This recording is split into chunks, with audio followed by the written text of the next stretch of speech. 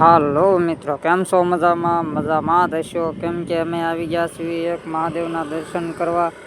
તમને પણ બધાને આજ સરસ મજાના મહાદેવના દર્શન કરાવવાનું શ્રાવણ મહિના નિમિત્તે.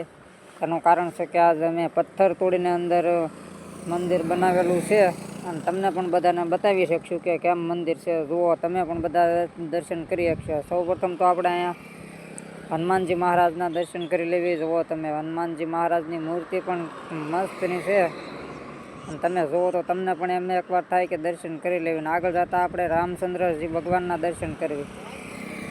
જો રામચંદ્રજી મહારાજ છે ને, એથી આગળ આપણે હાલવી એટલે એક મહાદેવનું મંદિર અંદર ગુફામાં કોતરેલું છે. જો અંદર પથ્થર અંદરથી તોડીને બનાવેલું છે આ મંદિર. જો આ સૌ પ્રથમ તો મહાદેવના દર્શન કરવી આપણે.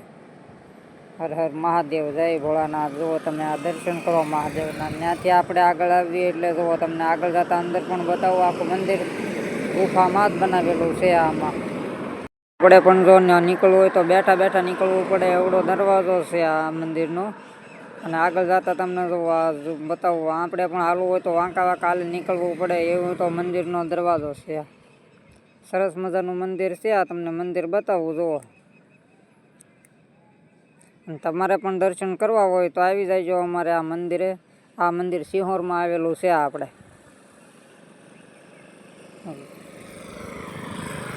જો એટલું અંધારું હોય છે અંદર ગુફામાં, કેમ કે બેઠા નીકળવાનું છે એટલે થોડીક હાલવાની જગ્યા એવી છે. કેમ કે બેઠા નીકળવું પડે એટલે તમને અંધારું છે. અને અંદર આવતા તો જુઓ તમને મસ્તીનો રૂમ છે આ એક. અને હાવ એટલે હાવ નદી કાંઠે જ છે.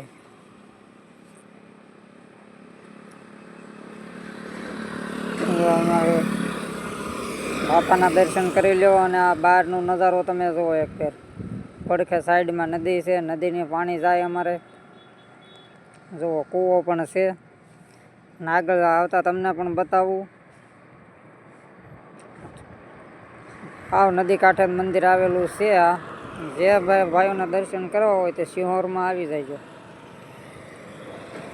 સરસ મજાના મંદિરમાં દ્રશ્યો છે આવેલા બધા. જુઓ, તમે પણ જોઈ શકો છો. આ પાછા આપણે હતા ને ત્યાં બહાર નીકળી ગયા. જોઈ લો, આ રીતનું હોય છે ને આપણે હતા ને ત્યાં પાછા આવી ગયા છે. હર હર મહાદેવ લખી નાખજો કોમેન્ટમાં.